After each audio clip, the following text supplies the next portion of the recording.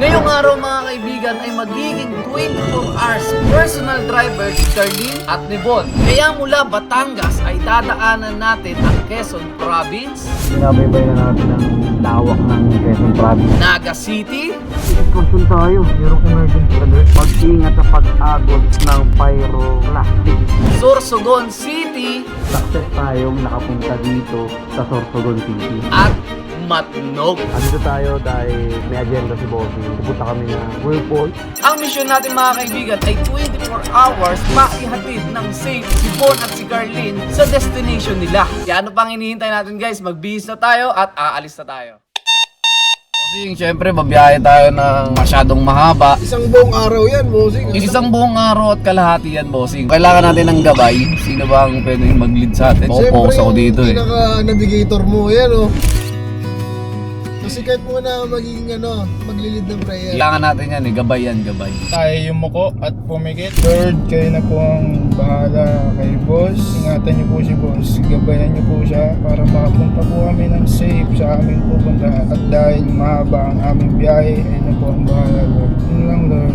Maraming salamat. Amen. Amen. Okay, safe na tayo, bossing. Bili muna tayo ng essentials chicha. Kaya bumili muna ako ng kape at tsokolate pampagising. Dahil mahaba ang biyahe para sa akin. Di nyo natatanaw mga buddy, inaantok kasi talaga ako pag wala akong kinakain o iniinom. Kaya after ng 7-Eleven, tinulugan na ako ni Bon at Carlin. Dumiretso na kami papuntang Quezon Province hanggang sa inabot na kami ng umaga. Boy, good morning! Tulugan ka pa. Ay, gising pala ako. CR break lang kami si Bossing, nag-CR. Check lang natin yung mga gamit natin dito. Tape pa. Binabaybay na natin ang lawak ng Quezon Province. Haba na ito, boss. Oh, mahaba to, boy. Hindi ako sigurado, pero parang pabigol na tayo. Yung boy, nakikita ko yung nakikita ko. Pero boy, aminin ko sa'yo, boy. Nakakaantok talaga pre-morning yung biyahe natin. Pero para sa ating mission, sa Sorsogon, mamaya na ako matutulog. Hindi pa ako matutulog. Alam ko na yan kung ano yung bundok na yan, boss. Ano? Sariaya Mountain. Oh, Sariaya Mountain nga. Ayan oh. Natatakpan siya ng ulap ngayon. Boss,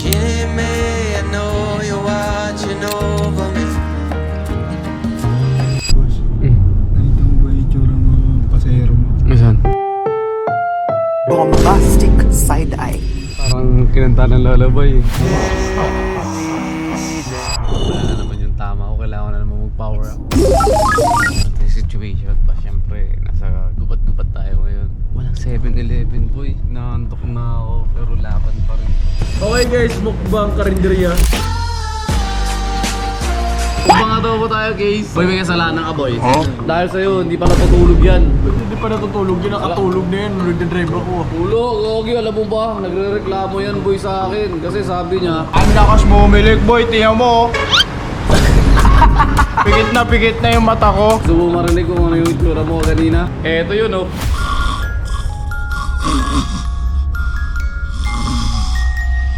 Ang pangit ko naman dyan, boss. Bakit yan, pogi ba? God gave me you to show me what's real. Guwapo naman, no? Parang pakiramdam ko, di ako nakatulog eh.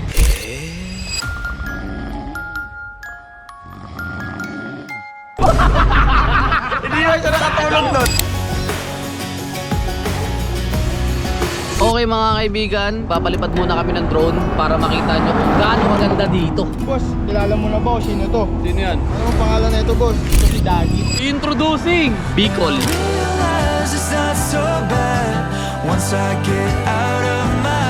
Ang current location kasi natin ngayon, Naga City. Wala na tayo sa probinsya, nandito na tayo sa Camarines Sur. At guys, palakpan natin si Boss Tony. 7 hours na nagdadrive, hindi natulog na. Kumusta naman ang pagmamaneho ni Boss Tony para sa'yo, Mami? Smooth lang? Eh, sa'yo? Grabe, nakatulog ako dun. Grabe yung driving skills ni boss. Ako, hindi ko alam eh. Hindi ba makakatulog eh. Tama ka na, bossing. Bigyan lang tayo ng tulog, panalo ka. Ikaw nga yung pinakakakaibang matulog sa lahat. Sakit ako. Ikaw lang yung natutulog na dilat eh. Bossing, meron tayong situation. Dahilan kung bakit hindi natin makita ang Mayon Volcano, nag-alarm ang cellphone at nag-aalboroto ito. Kaya humanap kami ng ibang shortcut way para mas safe kami. Meron tayong nakaredy dito na isang malaking may sitwasyon tayo. Merong emergency alert. 7:13, February 26. Mag-ingat sa pag-agos ng pyroclastic rockfall and pag-ashfall dulot ng pagbubo ng lava ng bulkang Mayon. Naku, merong events na nangyayari ngayon. Nag-eruption yung Ayos yan ah. bulkang Mayon. Huwag hindi ayos yun. Hindi kasi matatimingan natin, dadaan tayo, tapos di ba kapag sumasabog yung vulkan, kulay pula yun. Mawi-witness natin yung lava flow kasi God's creation pa rin Oo, yun. makikita natin yung ganda pero dangerous siya kaya meron tayo warning. Okay lang. So update ko kayo, Legazpi na kami. Pahinga muna ako. Night boys. From Iko yun. me woyo, iko me woyo, Uy, galing ni Carlin ng Korean. iko me woyo. Stop over muna kami dito guys sa Legazpi para kumain dito sa Korean restaurant. Guys, alam nyo ba dito sa BG, merong nauusong dance craze TikTok. Pag pinatugtog ko to, tignan mo magsasayawan yan.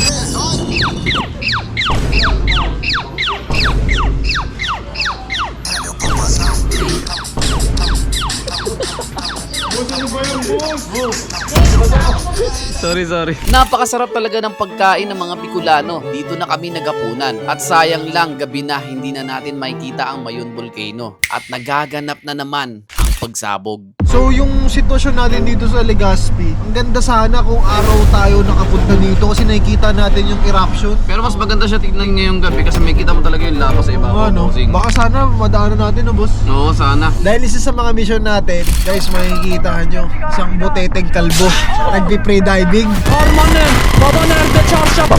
Nakikita kayo ng kalbong pusit. Grabe ka naman, bossing. Sige na, magkita-kita na lang tayo sa Matnog. Check-in na kami doon tapos Sir. doon na tayo mag-usap pati kukwento ko lahat. Summary. Ayun na! Ano yan?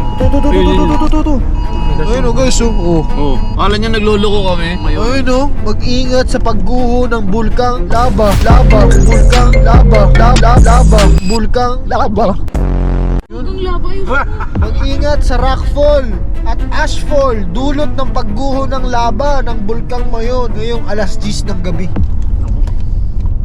Yan. Nagagalit, nandito ka kasi boss. Uy, huwag naman. Ano yan? Natural disaster yan. Ayan ang tinatawag na dangerous but beautiful. The beautiful disaster. Oh, parang tangil yun ah. Mga buddy, naabot na tayo ng 2 AM in the morning. Nandito tayo sa hotel, kasama natin si Macmac. Tsaka si Kurt. Hindi natin nakita yung Mayon Volcano pero guys, success tayong nakapunta dito sa Sorsogon City.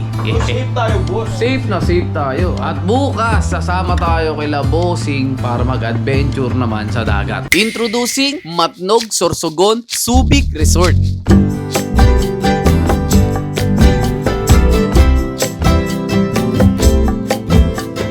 So ayun mga buddy, dito tayo ngayon sa Matnog Sorsogon. Bibili tayo ng shades. Wala na makita mo sa mo. May nakita pa ako parang sabi ni Bossing ngayon oh. Hey! Let me get inside you. 괜찮다, I'm right here.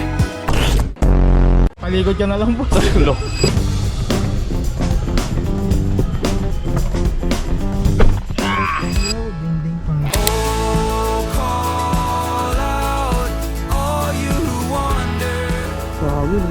At nakarating na kami ng safe sa eksaktong destinasyon sa oras na 21 hours. Ayun na yung alon, yung agos. Ayun natin na.